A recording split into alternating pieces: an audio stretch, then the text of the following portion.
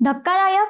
नगर पुणे महामार्गावरील प्रसिद्ध कामाक्षा मंदिरात मोठी चोरी, चांदीचा मुखवटा आणि सोन्याचे दागिने लंपास.